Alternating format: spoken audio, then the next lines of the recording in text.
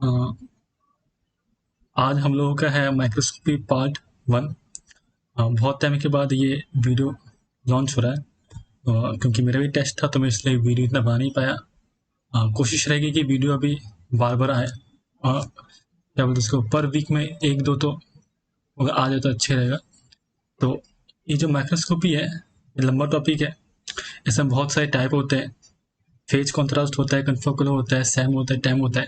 तो एक ही वीडियो में तो बन नहीं सकता, तो बहुत सारे इसमें हो गए। जैसे कि मैंने यहाँ पे लिखा है माइक्रोस्कोपी पार्ट 1, तो ऐसे सेकेंड भी होगा, 3 भी हो सकता है और 4 भी हो सकता है।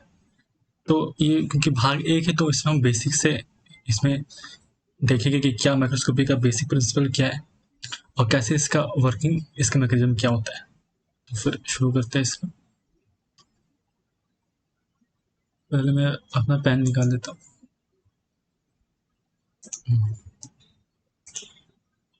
ये लाल पेन मैंने चूज किया है। अच्छा, इसका रेजर भी यहाँ पर है।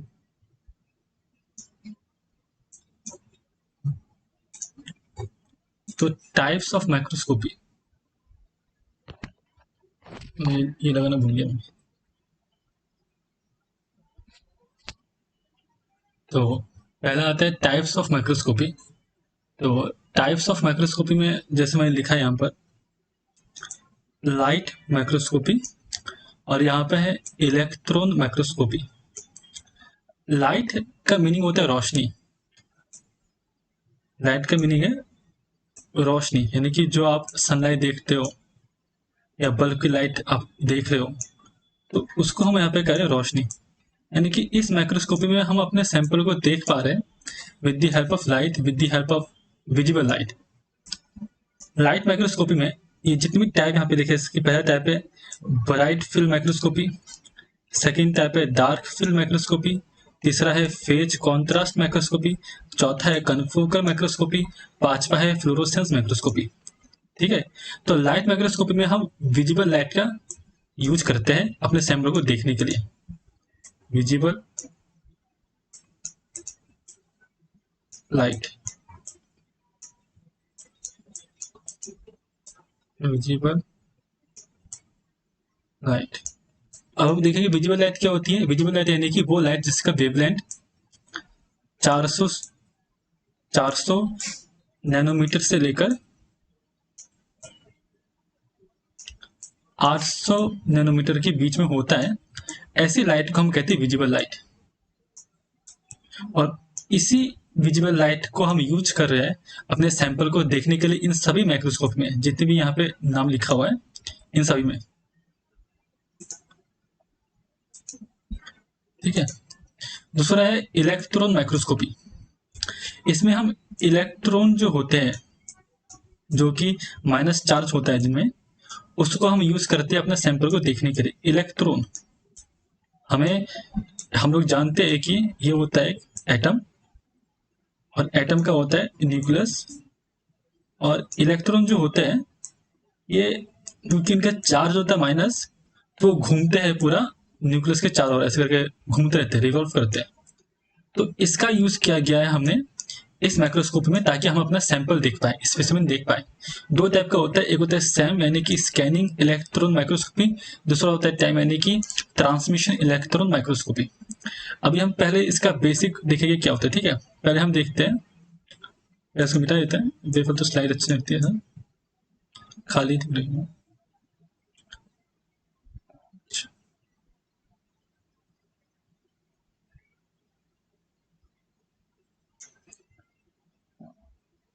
पहले ये माइक्रोस्कोप की फोटो आप देख लो।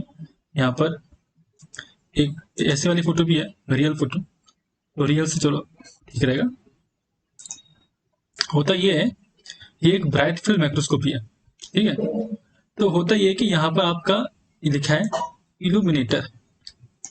इल्यूमिनेटर यानी कि जो इल्यूमिनेशन दे रहा है, जो सैंपल को इल्यूमिनेट यानी कि रोशनी दे रहा है, उसको हम कहते हैं इल्यूमिनेटर। जो इल्यूमिनेट कर रहा है, इल्यूमिनेट कर रहा है, यानी कि क्या होगा, ये एक्चुअली एक बल्ब है। आज का ब्राइट फील्ड माइक्रोस्कोप में काफी टाइम से बल्ब का यूज हो रहा है। ठीक है। तो बल्ब से बिजली से आप देखोगे वायर है कनेक्ट यहाँ पर, तो बिजली जा रही है।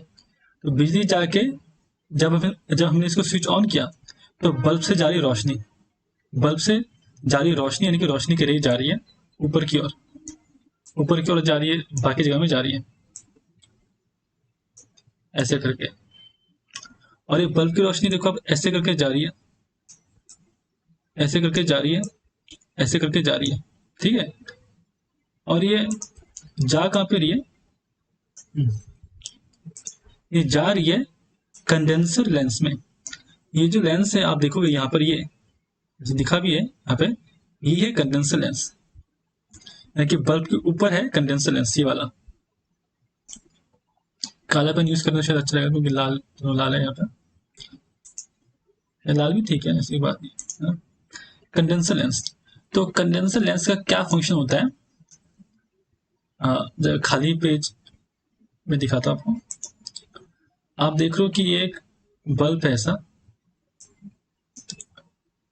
तो बल्ब से जो रोशनी है, बल्ब को मैंने बी से लिख दिया, पूरा नहीं लिखा। तो बल्ब से रोशनी जा रही है, सब तरफ जा रही है, ऊपर भी जा रही है, दाएं बाएं भी जा रही है, सब तरफ जा रही है ऐसे करके। तो बल्ब के ऊपर एक लेंस होता है ऐसे करके, इसको हम कहते हैं condenser lens, condenser lens. Condenser lens का फंक्शन होता है कंडेंस करना लाइट की बीम को, कंडेंस करना मतलब यानी कि इसको एक पॉइंट में लाना। कंडेंसर लेंस, आप देखो लाइट की बीम जो हो रही है वो यहाँ भी जा रही है, वो यहाँ भी जा रही है, और वो सब डायरेक्शन में जा रही है। पर जो लाइट की बीम इस लेंस पे गई है वो, तो लेंस पे जाने के बाद क्या हुआ, लेंस ने उसको फोकस कर दिया सैंपल पर। यहाँ ये हम लोग की ग्लास की स्लाइड होगी लेंस के बाद, तो ग्लास की स्लाइड के में हमने जो सैंपल बनाया था, जो सैंपल था, इस सैंपल के ऊपर ऐसे करके फोकस कर दिया, ऐसे करके। किसने किया, इस लेंस ने किया। तो कंडेंसर लेंस का फंक्शन होता है कि लाइट की बीम को कंडेंस कर दे सैंपल पे, जैसे यहाँ पे इसने किया है, जैसे यहाँ पे देखते हैं हम, यानी कि लाइट की बीम यहाँ से तो लेंस पर गई, बिल्कुल ऐसे गई, सीधे गई, सभी डायरेक्शन में गई। लेकिन जब सैंपल पे जाएगी, आप देखो यहाँ पे स्टेज है, ये स्टेज होता है प्लास्टिक का बना हुआ, जो भी चीज का बना होता है। स्टेज पर हमारे यहाँ पे स्लाइड होती है ऐसे करके, ऐसे स्लाइड होती है यहाँ पे ऐसे करके, और स्लाइड में आप देखोगे यहाँ पर सैंपल होता है। तो कंडेंसर लेंस जो, ये जो लेंस है कंडेंसर, इसने लाइट की बीम को पूरा सैंपल पे ऐसे फोकस कर दिया, ऐसे करके, ऐसे करके, ऐसे करके। तो इसका काम है फोकसिंग करना।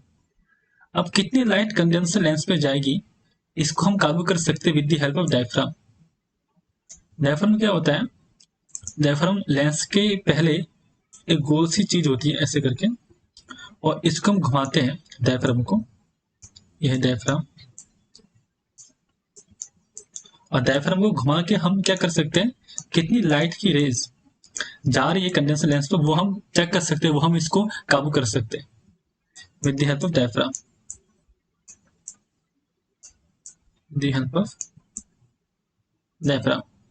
तो यहां तक तो ठीक है कि बल्ब था, बल्ब से लाइट रह गई, विजुअल लाइट, और वो गई कंडेंसर लेंस के, कंडेंसर लेंस पर, और कंडेंसर लेंस ने फोकस किया ये लाइट की रेस को ऑन द सैंपल, सैंपल पे फोकस किया। हमारा जो सैंपल जो था, जो ग्लास की स्लाइड जो थी, वो थी स्टेज के ऊपर, यहाँ पर ये स्टेज है, इस स्टेज के ऊपर ग्लास की स्लाइड थी ऐसे करके, ठीक है। अब देखोगे कि स्टेज के ऊपर आप देखोगे कि एक लेंस है, या ये जो लेंस, इसको हम कहें ऑब्जेक्टिव लेंस। एक्चुअली हम अपने सैंपल को ऑब्जेक्ट भी कहते हैं, जो सैंपल है उसको हम कहते हैं ऑब्जेक्ट भी कहते हैं, ऑब्जेक्ट। इससे क्या हुआ, जो लाइट की रेज जो थी, सॉरी, जो लेंस जो सैंपल के सबसे पास होता है, उस लेंस को हम कहते हैं ऑब्जेक्टिव लेंस। आप देख सकते हो कि ये ग्लास की स्लेट साफ कर देते हैं।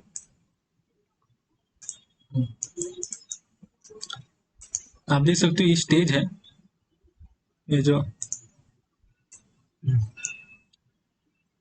ये जो काला करके जो स्टेज है, काला करके जो स्टेज है, और स्टेज में आप देखोगे यहाँ पे ग्लास की स्लाइड होगी उसके ऊपर, स्टेज के ऊपर, और यहाँ पे सैंपल होगा।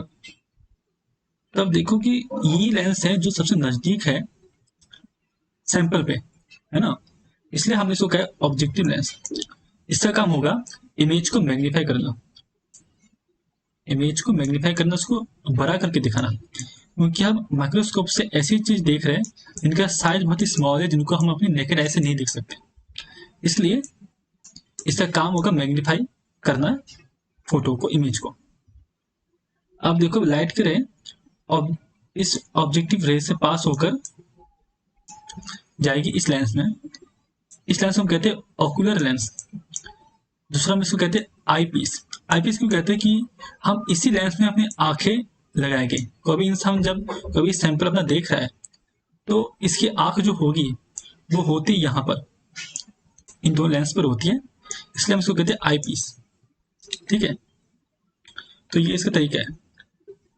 अब यहाँ पे ये जो है course focus, fine focus, small knob, ये होता है कि स्टेज को घुमाते हैं, स्टेज को हल्का सा घुमाने के लिए फाइन फोकस, ये स्टेज को एकदम बहुत ही हल्का साइज में घुमाने के लिए ये होता है फाइन फोकस।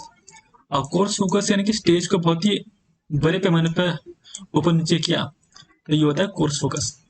स्टेज जो यहाँ पर है उसको ऊपर फिर नीचे करो, ऊपर और नीचे करो। अब हम ऊपर नीचे क्यों, मतलब ऊपर नीचे हमने इसमें क्यों किया, ये हम इसको बाद में देखेंगे।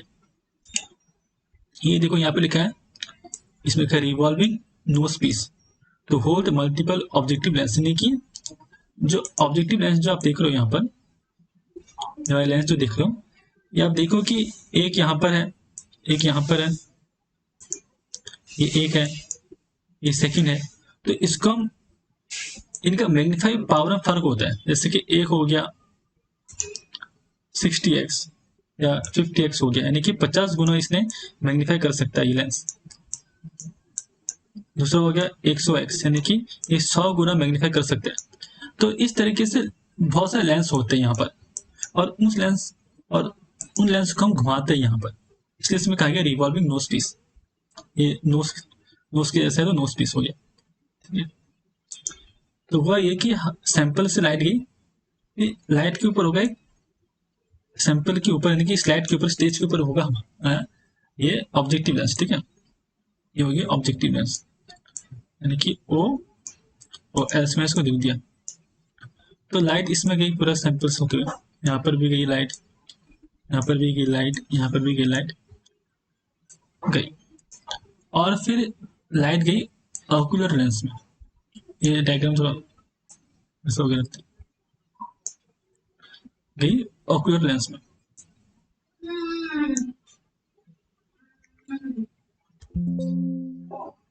तो यहाँ पर ये है ऑब्जेक्टिव लेंस।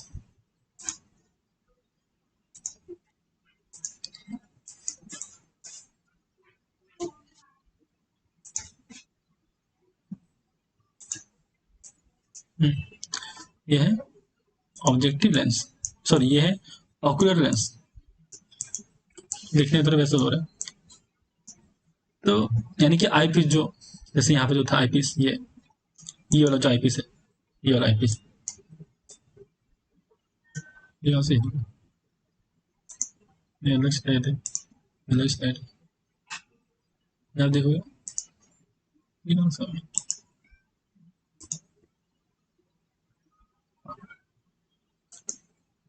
आ गया।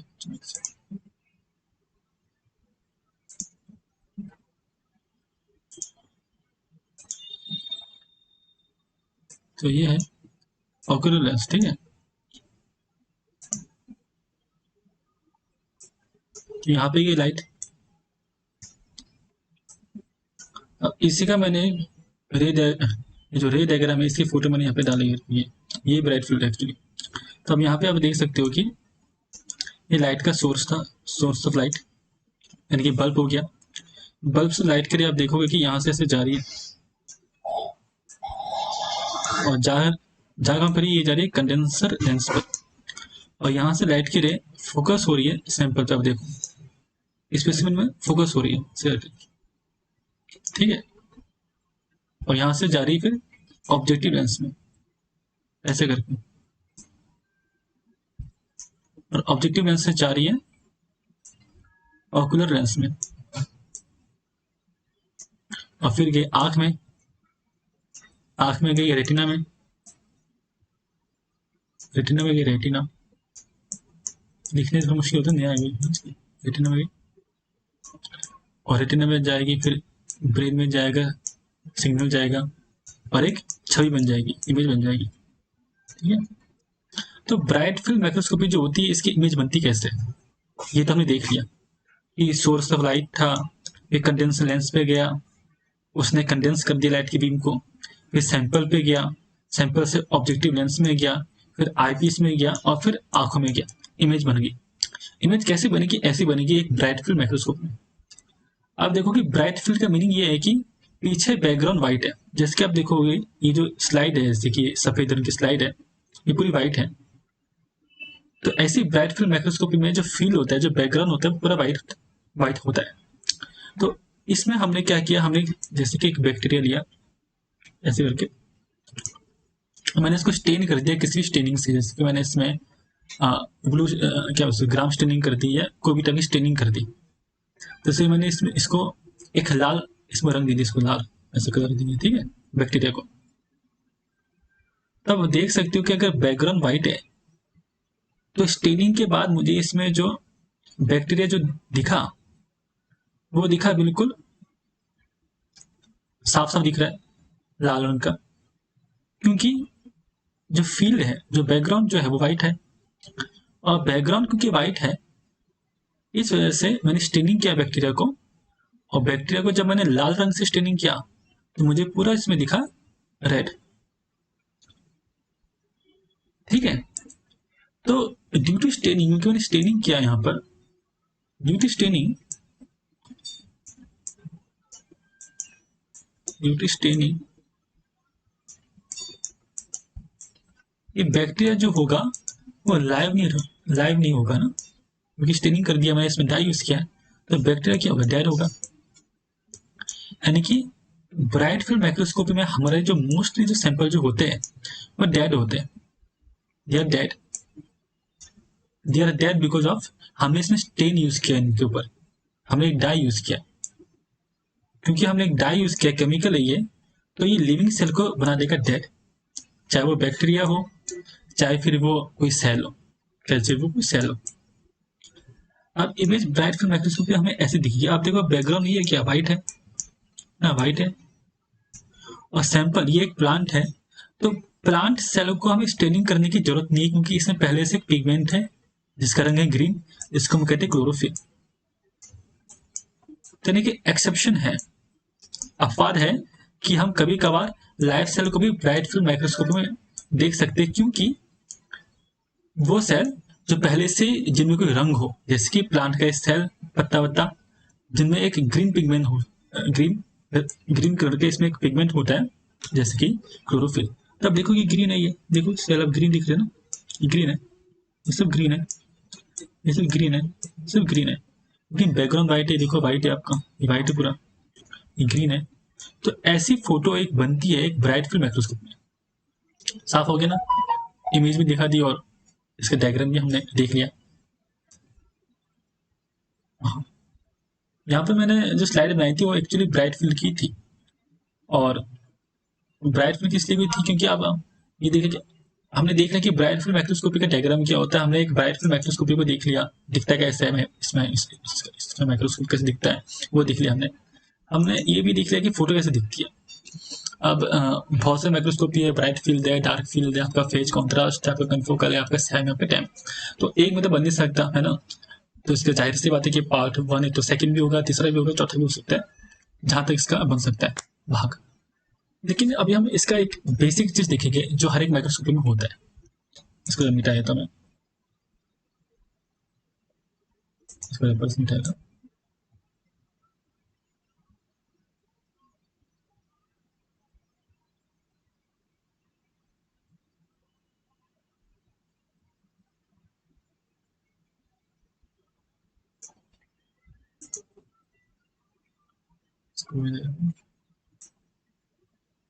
साफ करो।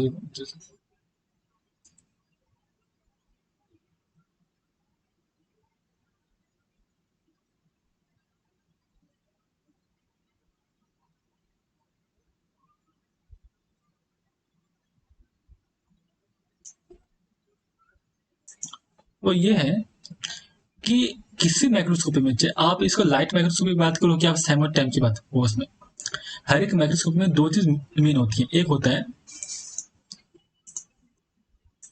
इसका रिजोल्यूशन, रिजोल्यूशन, रिजोल्यूशन,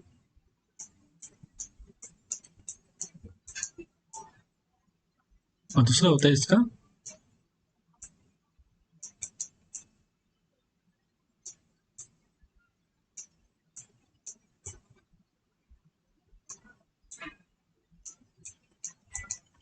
मैग्निफिकेशन।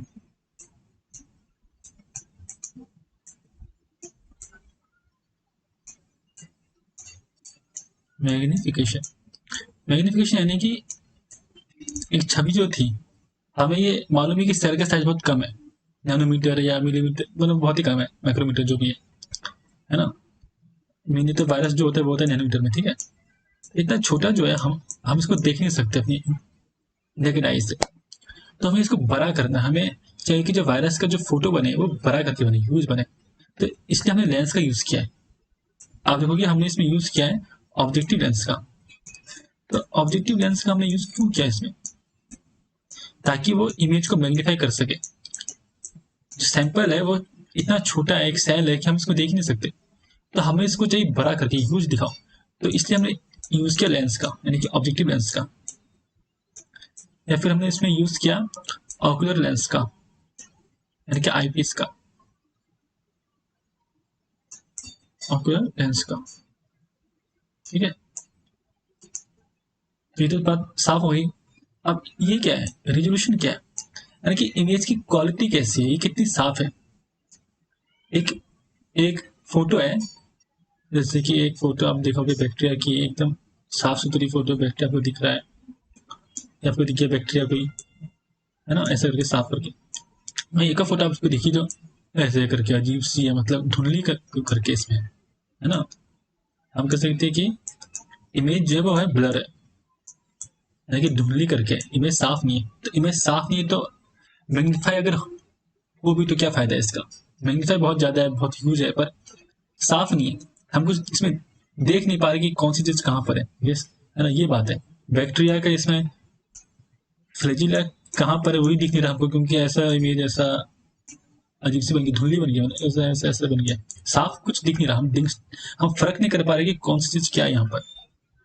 ऐसे सेल है तो हमें पता ही नहीं चल रहा कि सेल में इसमें न्यूक्लियस कहाँ पर है, माइटोकॉन्ड्रिया कहाँ पर है, ईआर कहाँ पर है, ईआर कहाँ पर है, हमें पता ही नहीं चल रहा। तो यानी कि एक माइक्रोस्कोप में अगर मैग्निफिकेशन चाहिए तो साथ में हमें रेजोल्यूशन भी चाहिए। ये कैसे आएगा, कौन से फैक्टर है, वो हम देखते हैं अभी इसमें।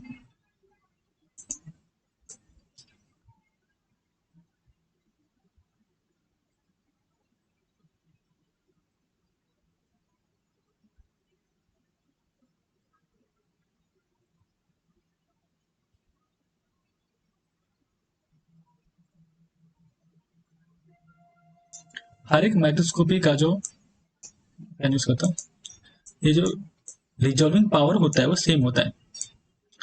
रिजॉल्विंग पावर जो होता है सेम। रिजॉल्विंग पावर मतलब इसका जो फॉर्मूला है वो सेम होता है, ठीक है। चाहे वो सैम हो, चाहे वो टैम हो, चाहे फेस कॉन्ट्रास्ट हो, चाहे वो कोई भी हो, ये चीज सेम होगी। तो माइक्रोस्कोपी में फर्क होता है उनके प्रिंसिपल पे, काम करने पे, उनके डायग्राम में फर्क होता है। लेकिन जो इनका ये जो पावर जो होता है, ये पावर का फॉर्मूला हर एक माइक्रोस्कोप में सेम होता है। पहले होता है कि limit of resolution, limit of resolution, यानी कि वो सबसे छोटा डिस्टेंस जिसमें एक माइक्रोस्कोप किसी भी दो पॉइंट को अच्छे से डिस्टिंक्ट कर पा रहा है, अलग अलग दिखा पा रहा है। उस डिस्टेंस को हम कहते हैं लिमिट ऑफ रिजोल्यूशन, यानी कितनी लिमिट है। यानी कि यहाँ पे एक पॉइंट है, मान लीजिए ये पॉइंट ए, यह पॉइंट ए, और यहाँ पर एक पॉइंट है बी। दोनों की डिस्टेंस मान लो कि बहुत ही कम है। मान लो कि आप एग्जाम्पल के लिए सेंटीमीटर पकड़ लो आप, या नैनोमीटर देख लो, जो भी देख लो। मान लीजिए कि सेंटीमीटर है, जो भी देख लो ए और बी, तब देखोगे कि वैसे सेंटीमीटर में नहीं, सेंटीमीटर में नहीं होगा वैसे, जो भी देख लो आप। मान लो जरा कि ए और बी पॉइंट है, ए है और ए बी है, तो बनना ए और बी। तो इस माइक्रोस्कोपी ने पॉइंट ए को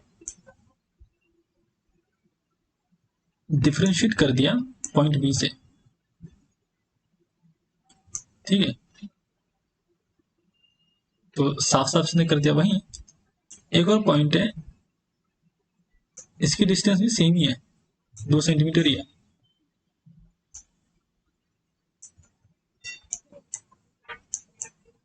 सेम ही है, इसकी भी ये भी ठीक है, सेम ही है पॉइंट ए और पॉइंट बी। पर दूसरे माइक्रोस्कोप ने इस पॉइंट को डिस्टिंग नहीं कर पाया, वो धुंधला सा हो गया, ऐसे करके वो धुंधला सा हो गया, अलग अलग नहीं कर पा रहा है माइक्रोस्कोप। तो हम क्या बोले, तो हम क्या कहेंगे, कौन सा इसमें जो हमने माइक्रोस्कोप यूज किया है वो बेहतर कौन सा है, ये वाला या फिर ये वाला। ऑब्वियसली ये वाला होगा, क्योंकि इसने दोनों पॉइंट जो थे ए और बी को, उनको वो डिस्टिंक्ट कर पाया, डिफरेंस दिखा पाया कि ये पॉइंट ए है, ये पॉइंट बी है। ये जो इसका सबसे कम डिस्टेंस है, जिसमें वो दोनों पॉइंट को अलग अलग दिखा पा रहा है, इसी को हम कहेंगे लिमिट ऑफ रिजोल्यूशन। इसी को हम कहेंगे limit of resolution, limit of resolution,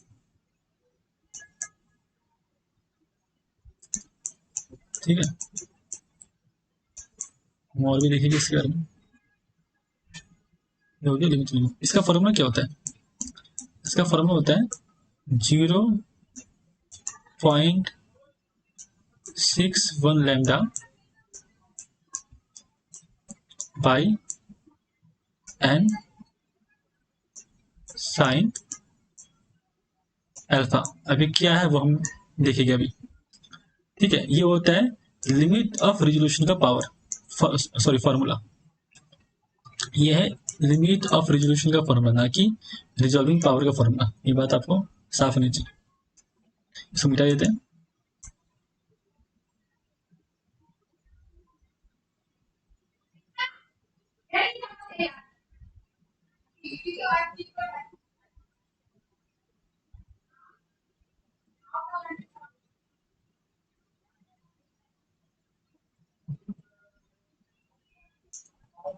तो हमने यहाँ पे देख लिया कि लिमिट ऑफ रिजोल्यूशन का फॉर्मूला क्या है, और वो है क्या, यानी कि वो मिनिमम डिस्टेंस जिसमें एक माइक्रोस्कोप दो पॉइंट को अलग अलग दिखा पा रहा है, उस मिनिमम डिस्टेंस को हम कहते हैं लिमिट ऑफ रिजोल्यूशन। वो जितना कम होगा उतना ही ज्यादा एक माइक्रोस्कोप का जो पावर है वो ज्यादा है, जितना ही कम होगा। और कैसे होगा वो हम अभी देखेंगे। लिमिट ऑफ रिजोल्यूशन, फिर हम फॉर्मूला को देख लेते हैं। तो लिमिट ऑफ रिजोल्यूशन, इसका फॉर्मूला है 0.61 lambda by n sine alpha. वही जो रिजॉल्विंग पावर का फॉर्मूला है, जो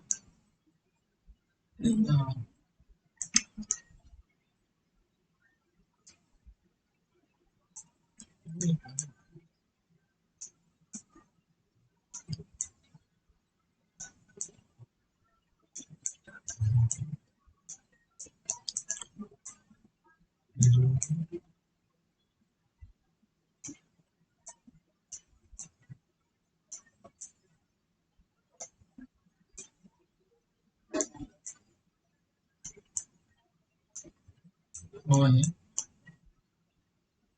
1 by लिमिट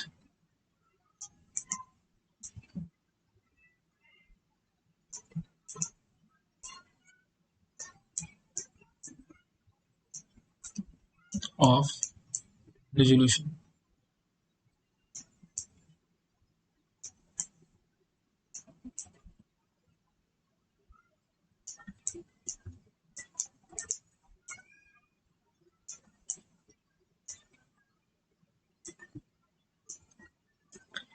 वन बहुत इसमें आ गया, साइड में आ गया, इसके बीच में लिखा है तो चलेगा।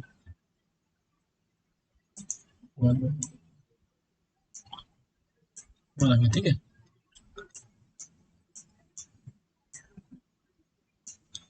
तो 1 बाई यानी कि 1 आ गया, ठीक है।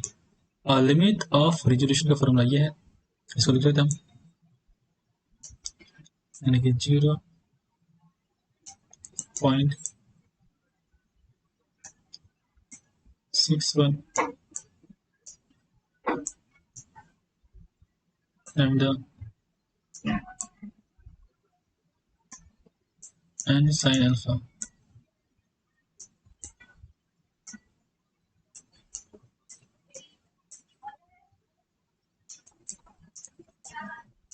तो 1 बाई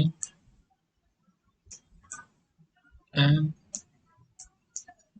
चार्ज खत्म हो गया, चार्ज कम हो गया इसका, मुश्किल ही पूछ करके चार्ज सुना होता है। तो ये हो गया n sign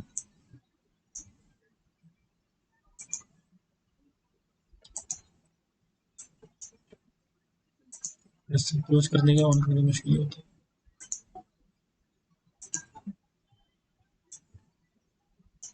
N sin alpha by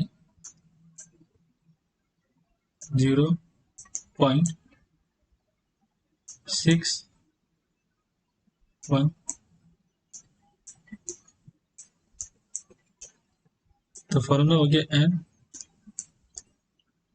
sine alpha by 0.61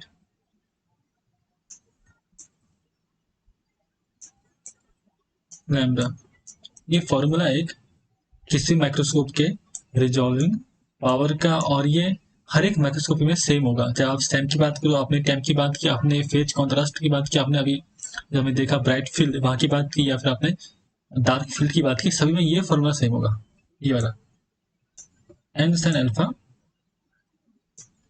by 0.61 lambda. अभी क्या है वो हम देखेंगे। अब कितना टाइम हो गया वीडियो बने मेरे को पता नहीं,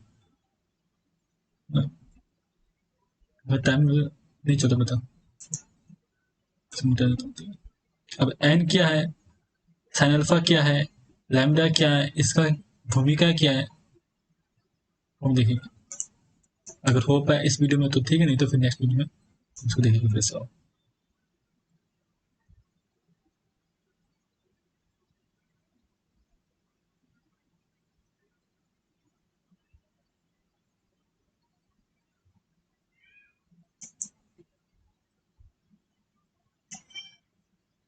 तो आपका होता है फॉर्मूला जैसा मैंने लिखा था, फिर से मैं साइड में लिख देता हूँ, रिजल्टिंग पावर का, यानी कि आरपी करके लिख देता हूँ शॉर्ट में। आरपी यानी कि एन साइन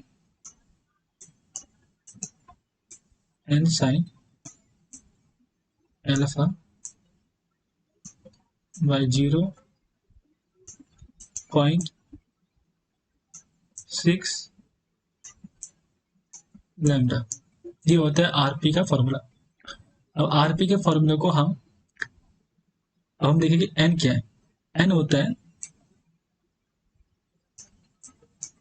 रिफ्रैक्टिव इंडेक्स। हम 1 बाई 1 इसमें जाएंगे, ठीक है। तो हम पहले देखते हैं एन क्या है इसमें। एन है रिफ्रैक्टिव इंडेक्स का, किस चीज का? रिफ्रैक्टिव इंडेक्स उस मीडियम का जो कि ऑब्जेक्टिव लेंस और स्पेसिमेन के बीच में। Refractive index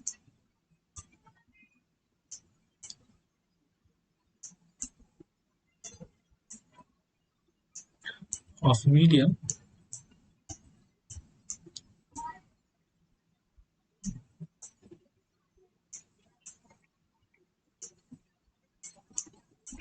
medium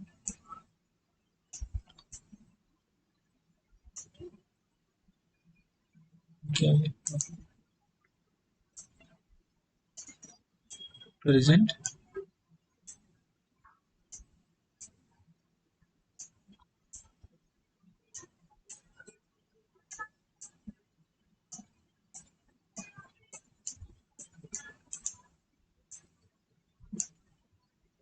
in between the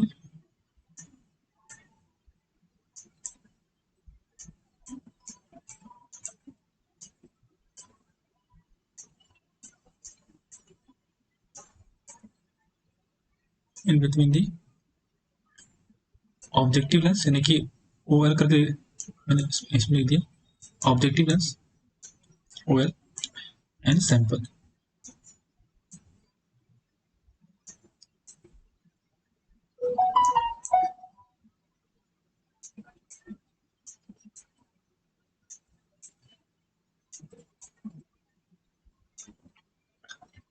दिखाते कैसे, अगर एन ज्यादा होगा तो ये आरपी जो है वो भी ज्यादा होगा, यानी कि रिजॉल्विंग पावर भी एक माइक्रोस्कोप पर ज्यादा होता है अगर एन ज्यादा होता है, ये एन ज्यादा होता है और ये साइन अल्फा अगर ज्यादा होता है तो एक माइक्रोस्कोप का आरपी यानी कि रिजॉल्विंग पावर भी ज्यादा होता है।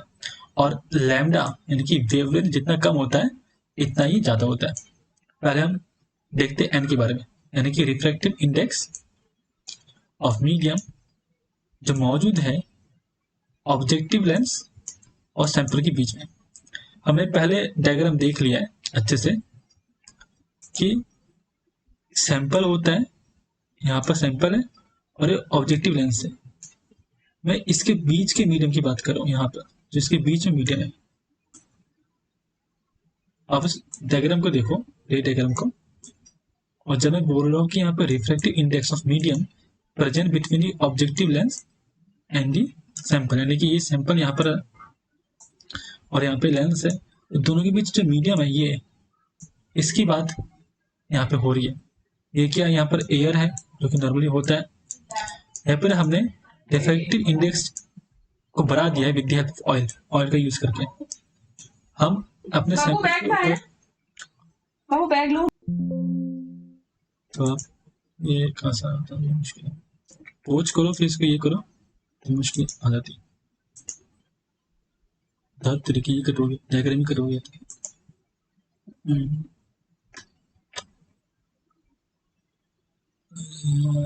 डायग्राम ही कटोगे। मैं बात इसमें दिखाता हूँ, इमेज का क्यों आ रहा है बार बार।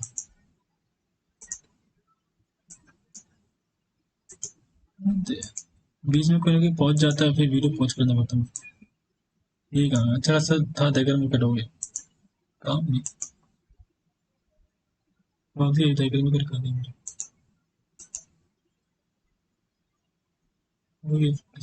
सॉरी दूंगा ठंडा हो जाता है।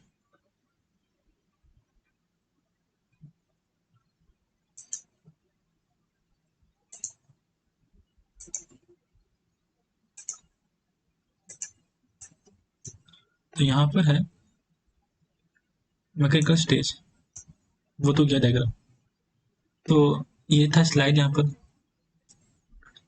ये स्लाइड है, ये स्लाइड। तो जब मैंने जब बात की स्लाइड और ऑब्जेक्टिव लेंस की, तो इन दोनों के बीच का मीडियम जो है उसकी मैं बात कर रहा हूँ, क्या एयर है कि ऑयल है। ठीक है, एयर है कि ऑयल है। आप देखो कि अगर ये ग्लास की स्लाइड है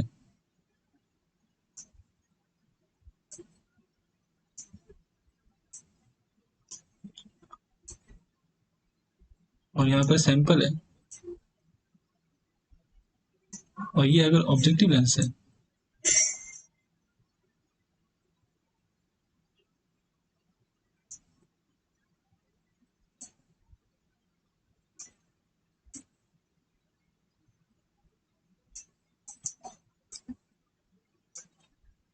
तो जो सैंपल जो है यहाँ पर इस ऑब्जेक्टिव लेंस और सैंपल के बीच में यहाँ पर मैं काम करता हूँ, दो लेंस को साथ साथ दिखाता हूँ, कंपेयर करने से अच्छा है। बिल्कुल नहीं दिखाया था।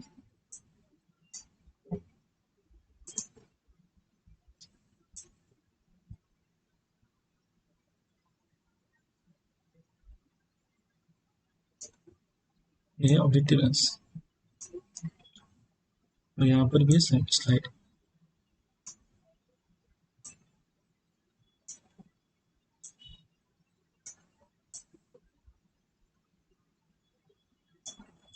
यहाँ पर भी सैंपल।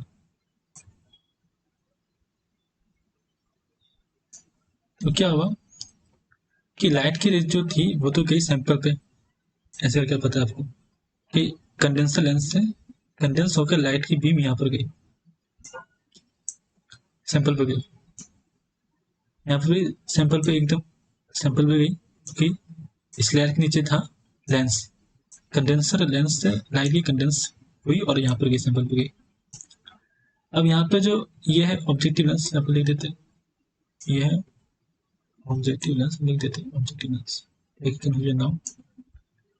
ये है ऑब्जेक्टिव लेंस।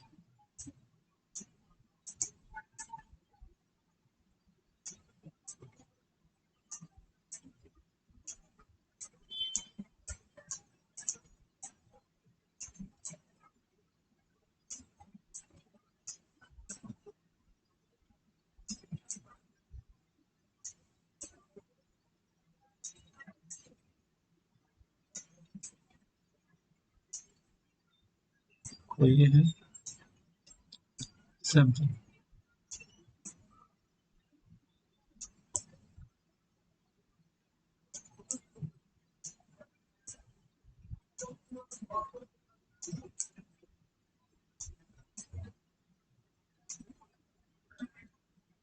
तो यहाँ पर है एयर मीडियम, ठीक है। ऑब्जेक्टिव लेंस यानी कि इसके और इस स्लाइड के बीच में यहाँ पर एयर है,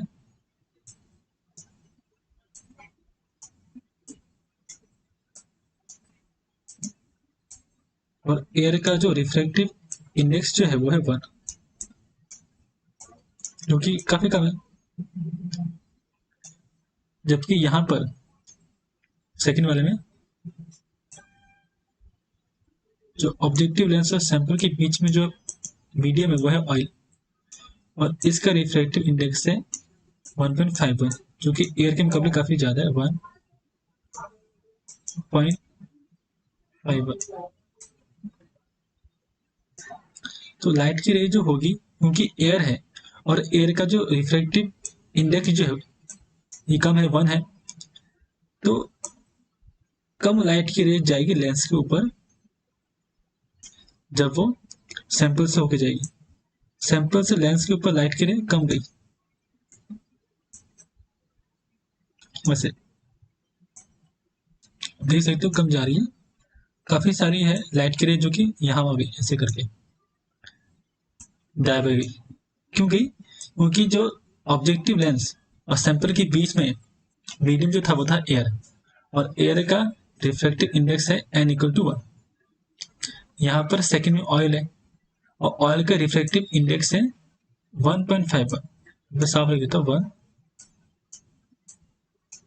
1.51, जो कि काफी ज्यादा है। इस वजह से लाइट की रे ज्यादातर जाएगी लेंस पर, ऐसे देखो लेंस पर, यहाँ वहां कम जाएगी, लेंस पे ज्यादा जाएगी।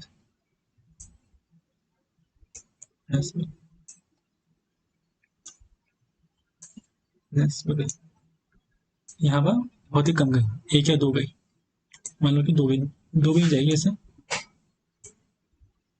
सबके से लेंस पे गई। तो इस वजह से तो ये वाला माइक्रोस्कोप है, मान लो कि ये अगर बी है तो इसका जो इमेज बनेगा उसका रिजोल्यूशन ज्यादा होगा, क्योंकि लाइट की रे ज्यादातर लेंस पे गई है, रिजोल्यूशन ज्यादा अच्छा होगा क्योंकि लाइट की रे ज्यादातर लेंस पे गई है।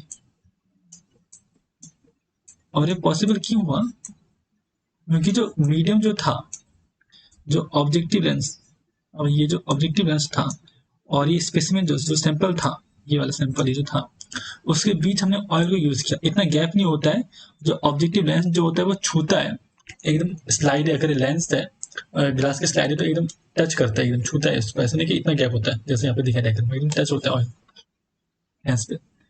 तो इसकी वजह से जो इमेज जो बनी है वो ज्यादा अच्छी बनी, ज्यादा साफ बनी, जबकि यहाँ पर जो इमेज जो बनी वो कम अच्छी बनी, क्योंकि हमने एयर ऐसे मीडियम यूज किया। तो यानी कि एन अगर ज्यादा होगा, अगर एन ज्यादा होगा तो रिजॉल्विंग पावर भी ज्यादा होगा। ये हमने देखा कि क्यों, यहाँ पर मेरे हिसाब से साफ है। अब हम देखेंगे कि साइन अल्फा क्या होता है, और साइन अल्फा के ज्यादा होने से एक इमेज कैसे ज्यादा अच्छी बन सकती है। तो उसको मिटा देते हैं फिर से, फॉर्मूले पर रहने देते हैं।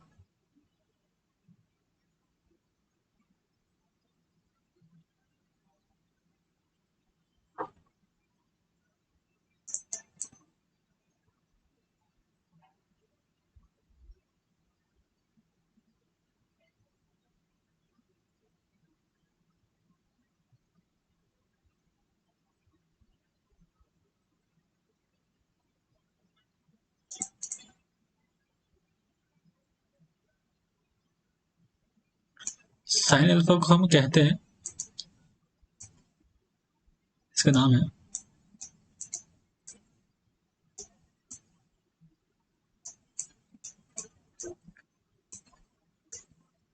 Angular aperture. एंगुलर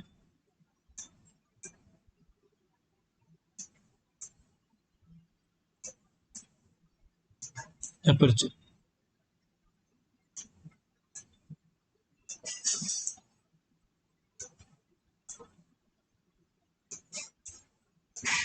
अब इसका फंक्शन क्या है, हम देखेंगे।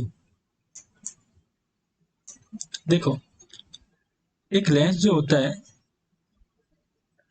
मान लो यहाँ पे एक सिंपल सा लेंस दिखाया था, बीच में दिखाते हैं मिटा के शुगर के कंपेयर। अब जो ये लेंस है, कौन सा लेंस ये, ऑब्जेक्टिव लेंस। जब भी हम बात यहाँ पे लेंस की कर रहे हैं तो हम कर रहे हैं बात ऑब्जेक्टिव लेंस की, क्योंकि वही सैंपल के सबसे नजदीक होता है, वही सबसे मेन लेंस होता है।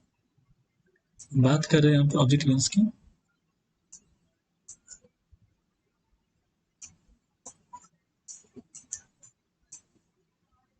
ऑब्जेक्टिव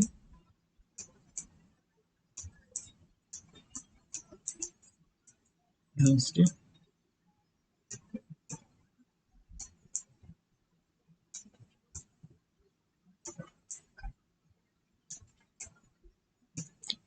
ग्लास स्लाइड की, ग्लास की स्लाइड होगी जहां पे हमने अपना सैंपल बना कर रखा है। ओके, सेल भी होने को हो सकता है, कोई बैक्टीरिया भी होने को हो सकता है, ये है हमारा सैंपल। ठीक है, अब जो ऑब्जेक्टिव लेंस और जो हमारा सैंपल जो है, ग्लास की स्लाइड बोल दो आप, जो भी बोलो, इन दोनों के बीच एंगल जो होता है उसको हम कहेंगे साइन अल्फा। कैसा एंगल, यहाँ पे अपने एक सीधी लाइन खींची, यहाँ पे हमने एक सीधी लाइन खींची, यहाँ पे सीधी लाइन खींची, आपने बना दिया एक ट्रायंगल, हमने एक त्रिकोण बना दिया। तीन एंगल जिसमें होता है त्रिकोण, ट्रायंगल बना दिया। और ये जो एंगल होता है, इस एंगल को हम कहते हैं साइन अल्फा, यानी कि एंगुलर एपर्चर साइन अल्फा। ठीक है, ये अगर ज्यादा होगा तो रिजॉल्विंग पावर भी ज्यादा होगा, ये बात साफ है। ठीक है, अभी ज्यादा कब होगा,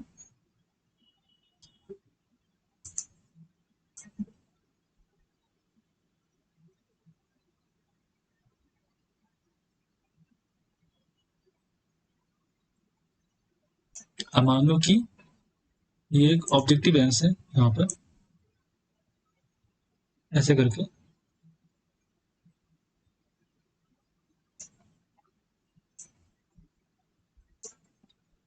और ग्लास की स्लाइड जो नजदीक है। ठीक है, नजदीक है।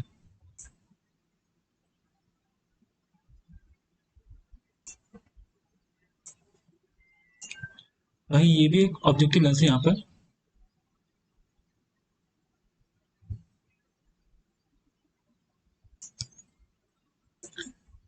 लेकिन जो ग्लास की स्लाइड है वो दूर है, दूर होगी, ठीक है, दूर है। यहाँ पे सैंपल है, यहाँ भी सैंपल। ये क्या है? ये है ऑब्जेक्टिव लेंस।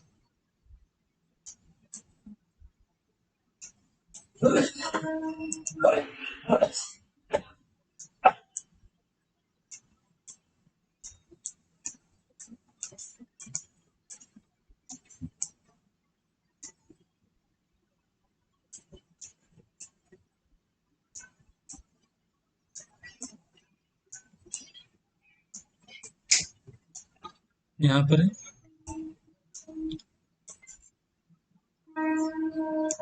ग्लास की स्लाइड।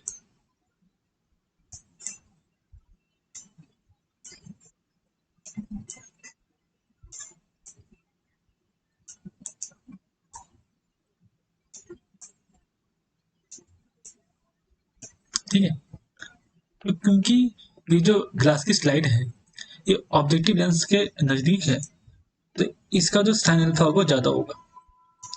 ये नियम है। ये अब क्यों होगा ये मेरे को नहीं मालूम, ये हमें शायद और जानना पड़ेगा इसका, पर मुझे इतना मालूम है कि ये हमसे ज्यादा होगा। ठीक है, ये देखो ज्यादा ही डी भी ज्यादा रहे। हाँ, यहाँ पे खींचे किस दी लाइन।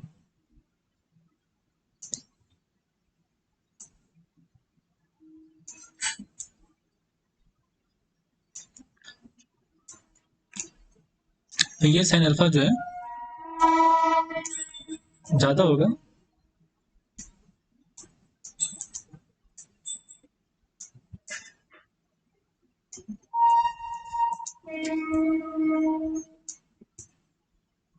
हमेशा, क्योंकि ऑब्जेक्टिव लेंस और सैंपल के बीच में गैप कम है, इसलिए ज्यादा होगा। और यहाँ पर जो साइन अल्फा जो होगा वो कम होगा,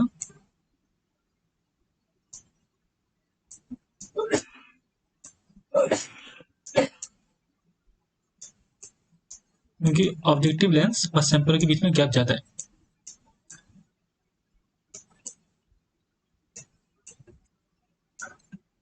ठीक है, आपने देखा हुआ कि यहाँ पर इस इमेज में देखो ध्यान से कि ये तो साफ कर देते हैं इमेज को ताकि वैसे हम कुछ कर पाएंगे।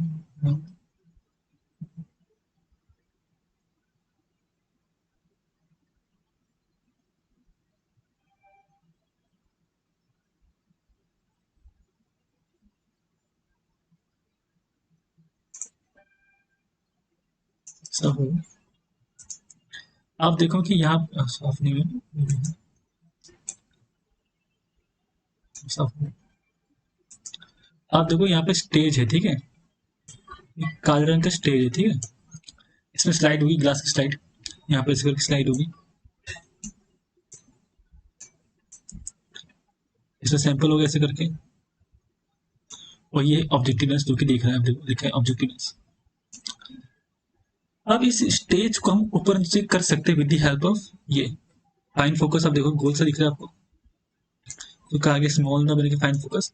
और अगर ज्यादा करना है ऊपर नीचे यानी कि जो स्टेज है वो यहाँ पर है, ये लेंस है यहाँ पर है, तो हमें क्या चाहिए, हमें गैप कम चाहिए स्लाइड और लेंस के बीच में। तो यानी कि अगर जो स्लाइड है, सॉरी, जो स्टेज है वो स्टेज के ऊपर स्लाइड है, तो हमने क्या किया, हमने स्टेज को नजदीक किया। नजदीक करने से क्या होगा, कि साइन अल्फा ज्यादा हो जाएगा। तो इस वजह से हम देखते हैं, जो हम जिसको यूज कर रहे हैं यहाँ पर देखोगे, हमने यूज किया कोर्स फोकस को, हमने यूज किया फाइन फोकस को, यानी कि लार्ज नॉब को, स्मॉल नॉब को। हमने क्यों यूज किया, हमने इसलिए यूज किया ताकि हम स्टेज जो है उसको ऊपर और नीचे कर सके। स्टेज को ऊपर और नीचे हम करते हैं किसी भी माइक्रोस्कोप में, जैसे कि ब्राइट फील्ड में किया, ताकि ऊपर नीचे हम क्यों कर रहे हैं यहाँ पे, ताकि जो स्टेज है वो नजदीक हो ऑब्जेक्टिव लेंस के। स्टेज नजदीक है ऑब्जेक्टिव लेंस के, यानी कि ग्लास का जो सैंपल है वो नजदीक है ऑब्जेक्टिव लेंस के, और जिससे क्या होगा, अल्टीमेटली जो साइन अल्फा जो है वो ज्यादा इसका बन जाएगा, और जिसकी वजह से जो फोटो बनेगी, जो छवि बनेगी वो ज्यादा अच्छी होगी। इस वजह से हम ऐसा करते हैं कि इसको नजदीक करते हैं। तो क्यों करते हैं, यानी कि बिकॉज ऑफ साइन अल्फा करते हैं, because of this sine alpha, ये जो साइन अल्फा है इसकी वजह से हम करते हैं। यानी कि कहने की कोशिश ये कर रहा हूँ कि हम किसी माइक्रोस्कोप में स्टेज को क्यों अप डाउन करते हैं। अगर ऑब्जेक्टिव लेंस ऐसा, स्टेज ऐसा है, तो स्टेज ऐसे रहने दो, स्टेज को ऐसे रहने दो। हम ऐसा बार बार घुमाते क्यों? हमारी कोशिश होती है कि नजदीक हो विद द ऑब्जेक्टिव लेंस। ये क्यों? क्योंकि अगर जितना ज्यादा नजदीक होगा उतना ज्यादा साइन अल्फा होगा। इसलिए हम ग्लास की स्लाइड को हमेशा ऑब्जेक्टिव लेंस के करीब रखते हैं, ताकि जो एंगल जो बन रहा है, ये ऑब्जेक्टिव लेंस और सैंपल के बीच जो एंगल जो है, जिसको हम साइन अल्फा कह रहे हैं, वो ज्यादा से ज्यादा हो सके, ताकि रिजॉल्विंग पावर माइक्रोस्कोपी का अच्छा हो सके। ये साइन अल्फा ज्यादा हो सके, एंगुलर एपर्चर। जैसा यहाँ पर हमें देखा साइन अल्फा ज्यादा है, देखो साइन अल्फा इज मोर, क्योंकि वो गैप जो है, देखो जो गैप जो है वो कम है ग्लास की स्लाइड की, और यहाँ पे आप गैप देखो कितनी ज्यादा है। तो इसी वजह से हमने ऐसा किया है। इस वजह से हम स्टेज को ऊपर नीचे कर रहे हैं, ताकि लेंस से करीब हो ग्लास का सैंपल। हमारा सैंपल लेंस के जितना ज्यादा नजदीक होगा उतना ज्यादा दोनों के बीच का जो एंगल है साइन अल्फा उतना ज्यादा होगा, और जिसकी वजह से जो इमेज बनेगी उसका रेजोल्यूशन उतना ही अच्छा होगा। क्यों अच्छा होगा? क्योंकि फॉर्मूला है ये एन साइन अल्फा। एन जितना ज्यादा होगा उतने ज्यादा अच्छा रिजोल्विंग पावर है, साइन अल्फा जितना ज्यादा होगा उतना अच्छा रिजोल्विंग पावर है। तो इस फॉर्मूले के हिसाब से ये काम हो रहा है। ये हर एक माइक्रोस्कोपी में ये फॉर्मूला सेम काम करता है, चाहे सैम बोलो, टैंक बोला, फेज कॉन्ट्रास्ट बोलो, कोई भी बोलो, सब में सेम है। ये फॉर्मूला सेम काम करेगा। ठीक है, अब हम लास्ट में देखें कि लैम्डा क्या होता है। लैम्डा जितना कम होगा उतनी ज्यादा रिजोल्विंग पावर होगा।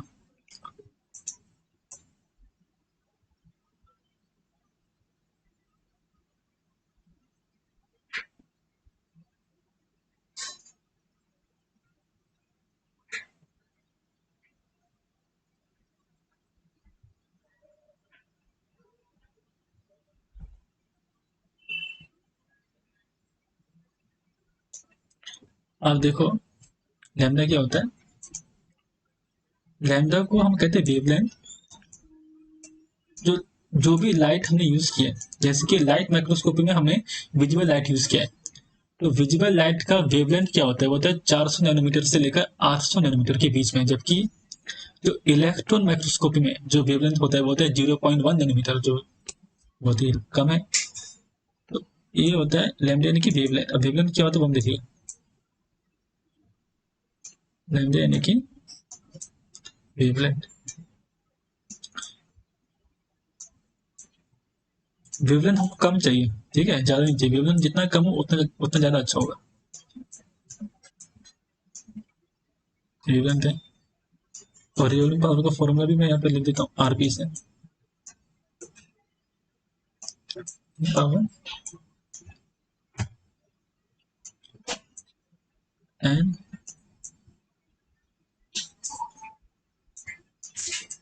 साइन अल्फा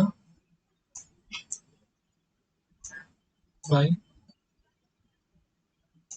0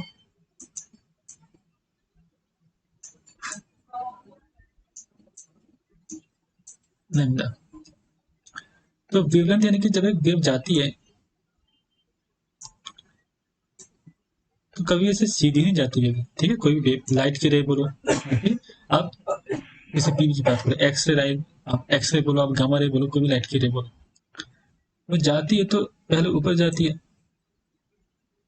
फिर नीचे आती है, फिर ऊपर जाती है, फिर नीचे आती है, फिर ऊपर आती है, और फिर नीचे आती है। ये एक वेवलेंथ का, एक वेव का, एक लाइट रे का, या एक इलेक्ट्रॉन बीम का एक पॉइंट से दूसरे पॉइंट में जाने का तरीका। तो ये ऊपर नीचे में जो आप देखोगे, जो ये जो डिस्टेंस जो हुआ, ये वाला डिस्टेंस, ये वाला डिस्टेंस, इसी को हम कहते हैं वेवलेंथ, जिसको हम डिनोट करते हैं लैम्डा से।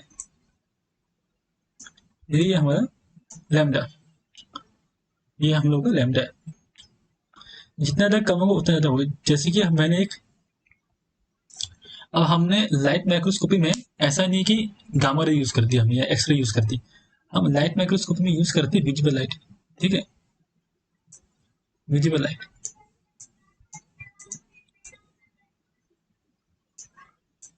वही जो हमने ब्राइट फील्ड में यूज की है लाइट रे, वो थी विजिबल लाइट, ना कि एक्सरे गामा रे। ठीक है, ये बात नहीं है, ये कोई भी यूज कर दो इसमें, विजिबल रे, विजिबल लाइट है नहीं की। तो इसका वेवलेंथ होता है 400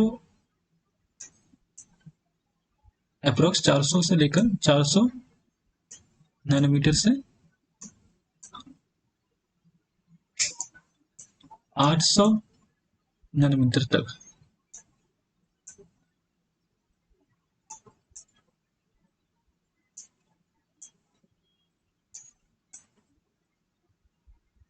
ये होता है, ठीक है।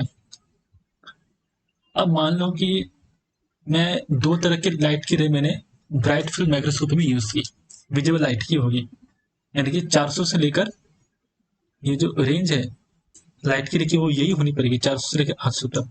ऐसा नहीं कि मैंने यूज कर दी 350, ऐसा नहीं होगा। लाइट माइक्रोस्कोपी में ऐसा नहीं होने वाला है कि मैं 400 से कम यूज कर दिया, 350 मैंने यूज कर दिया, फिर मैंने 800 से ज्यादा कर दिया, यानी कि 900 कर दिया।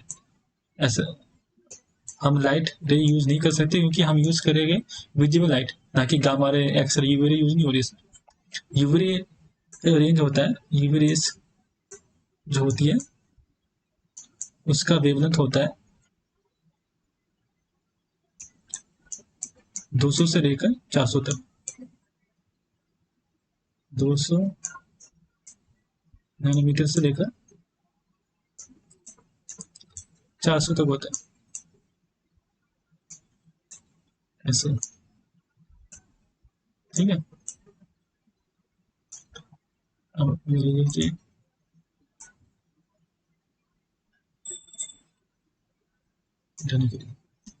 तो मैंने ए में यूज किया विजिबल लाइट का ही, लाइट रे, उसका वेवलेंथ था आप मान लो कि 500 नैनोमीटर, यहाँ पर है 500 नैनोमीटर।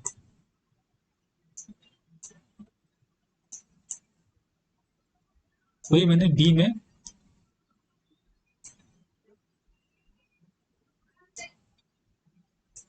यूज किया, विजिबल लाइट यूज किया,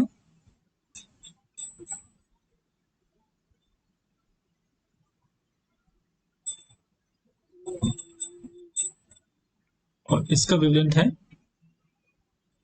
400 नैनोमीटर।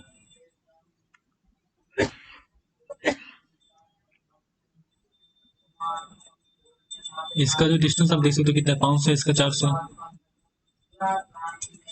ये जो है ये यूज किया मैंने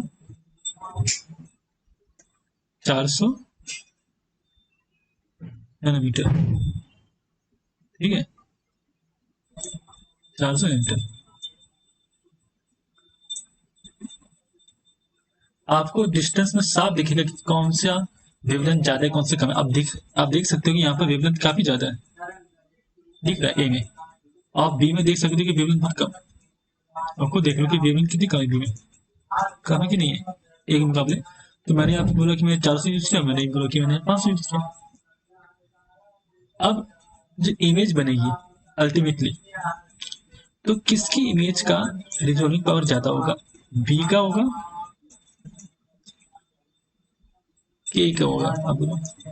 आप बोलोगे किसका ज्यादा होगा, ए का ज्यादा होगा कि बी का ज्यादा होगा। हमें मालूम है कि अगर लाइट की रे की वेवलेंथ जितनी कम होगी उतना ही ज्यादा इसका रिजोल्विंग पावर होगा। ये फॉर्मूला हमें पता है कि R P equal to n sine alpha by 0.61 lambda, lambda यानी कि वेवलेंथ। जितना ज्यादा कम होगा उतना ज्यादा ही आरपी होगा। तो वेवलेंथ कम कहां पर, यहाँ पर बी में है 400, तो ऑब्वियसली जो बी से जो इमेज बनेगी बी माइक्रोस्कोप से, वो ज्यादा अच्छी होने की, उसका रिजॉल्विंग पावर ज्यादा है, क्योंकि उसका इमेज ज्यादा रेजोल्यूशन की इमेज बनेगी। क्योंकि जो वेवलेंथ यूज की हमने लाइट की वो कम यूज की है, वो हमने यूज की है 400 नैनोमीटर। तो ये बात साफ हो गया कि यानी कि हम जितना कम यूज करेंगे उतना ज्यादा एक इमेज की क्वालिटी होगी, जितना कम वेवलेंथ यूज करेंगे हम लाइट का। किसी माइक्रोस्कोपी में, चाहे फेज कॉन्ट्रास्ट हो, लाइट माइक्रोस्कोपी में जो भी हो, या फिर इलेक्ट्रॉन सेम टाइम कोई भी हो, सेम होगा ये।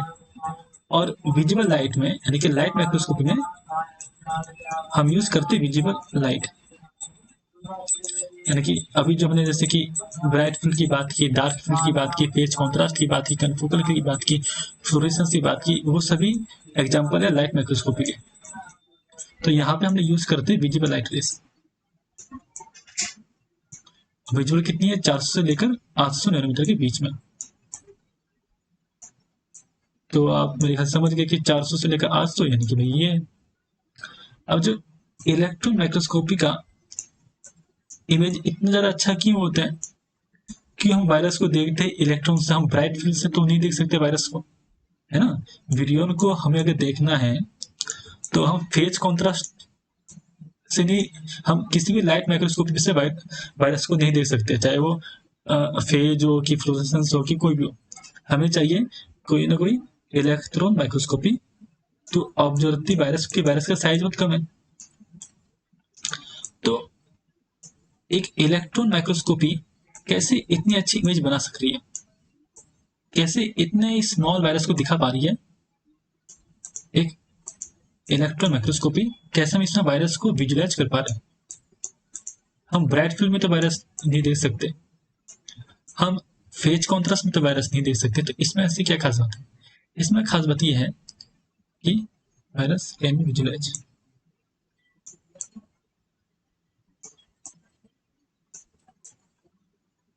Can be visualise.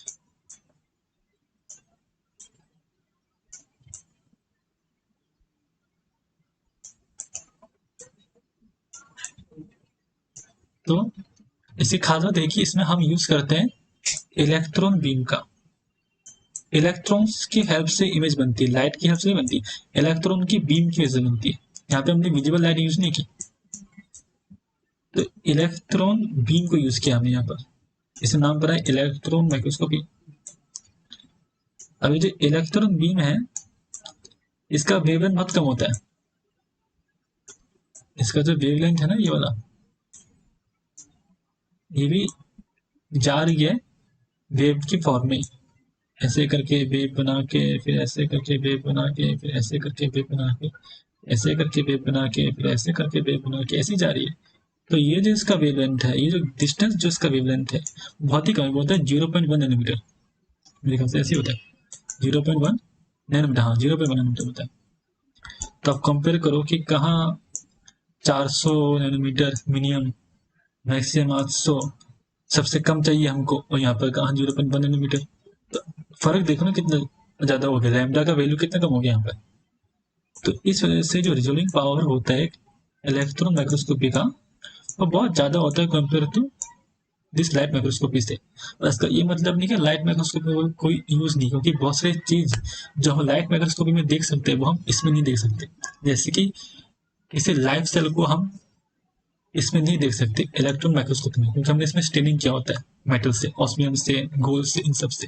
जबकि अब जो डार्क फील्ड में हम लाइव सेल देख सकते हैं, लाइव बैक्टीरिया देख सकते हैं।